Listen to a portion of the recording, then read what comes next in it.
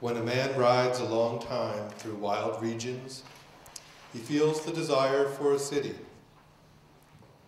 Finally, he comes to Isidora, a city where the buildings have spiral staircases encrusted with spiral seashells, where perfect telescopes and violins are made, where the foreigner hesitating between two women always encounters a third, where cockfights degenerate into bloody brawls among the betters.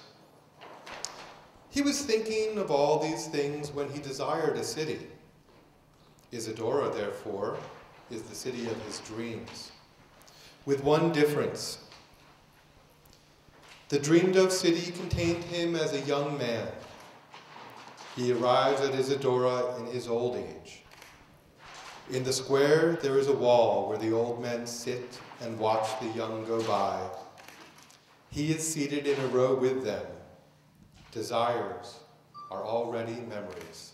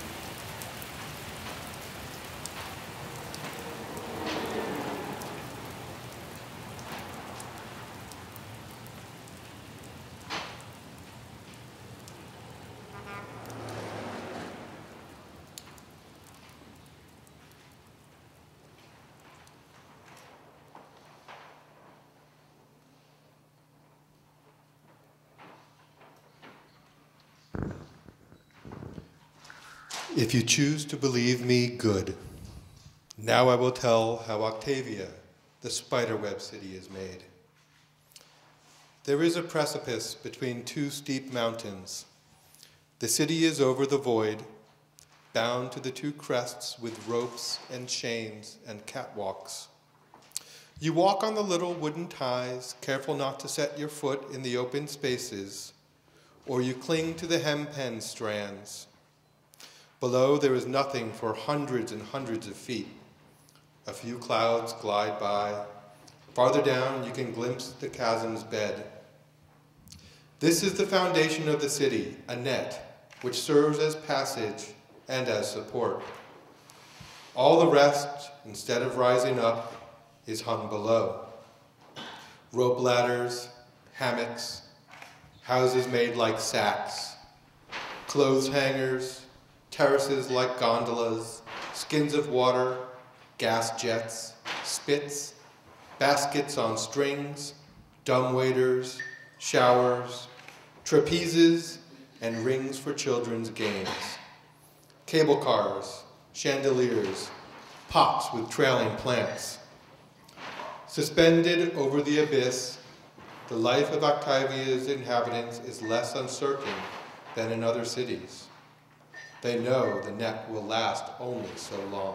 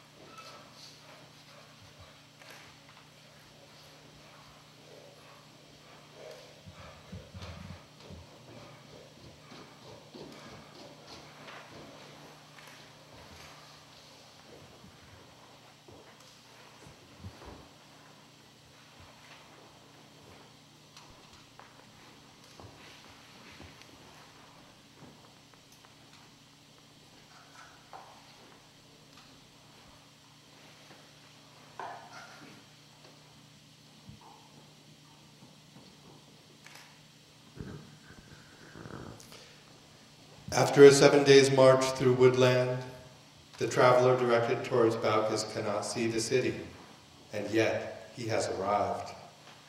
The slender stilts that rise from the ground at a great distance from one another and are lost above the clouds support the city. You climb them with ladders.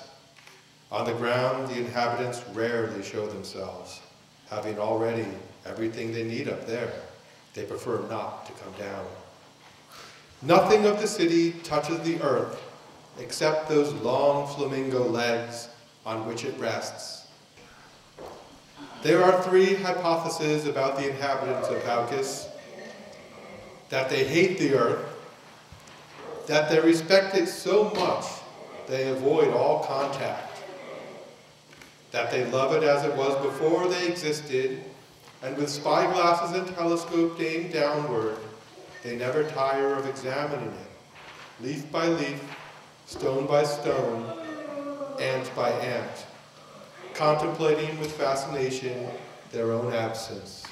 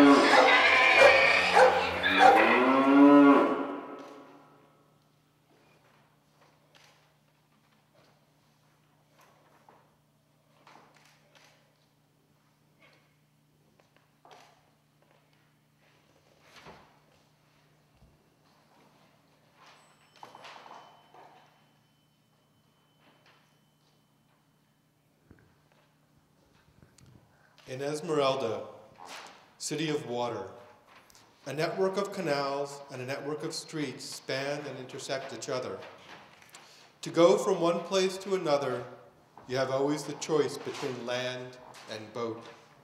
And since the shortest distance between 2 points in Esmeralda is not a straight line, but a zigzag that ramifies in tortuous optional routes, a map of Esmeralda should include, marked in different colored inks, all these routes, solid and liquid, evident and hidden. It is more difficult to fix on the map the routes of the swallows, who cut the air over the roofs, dropping long invisible parabolas with their still wings, darting to gulp a mosquito, spiraling upward, grazing a pinnacle, dominating from every point of their airy paths all the points of the city.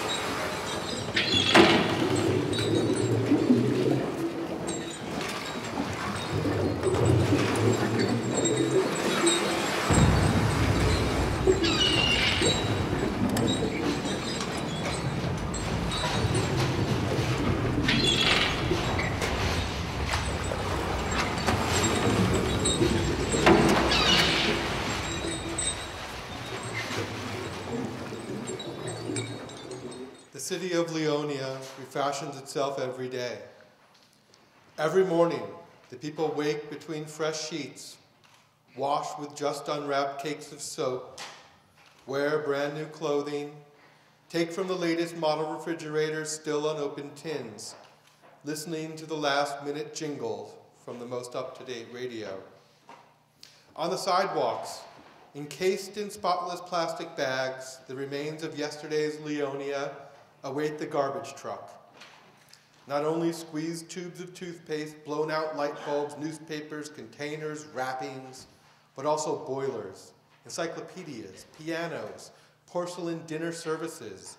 It is not so much by the things that each day are manufactured, sold, bought, that you can measure Leona's opulence, but rather by the things that each day are thrown out to make room for the new.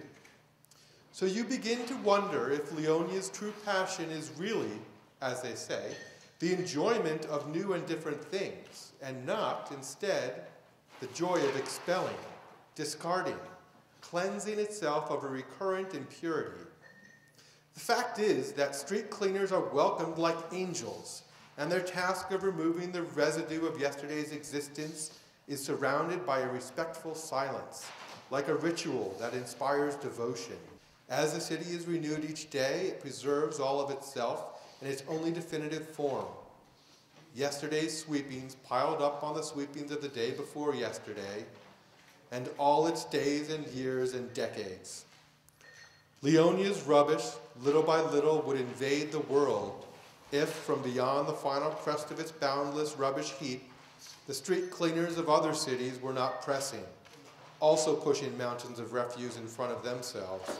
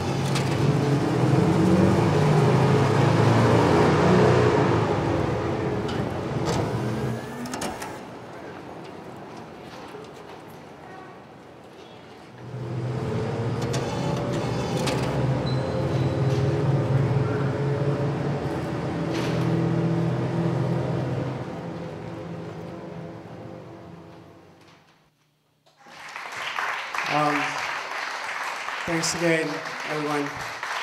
Here is Sarah, Cori, and Rick.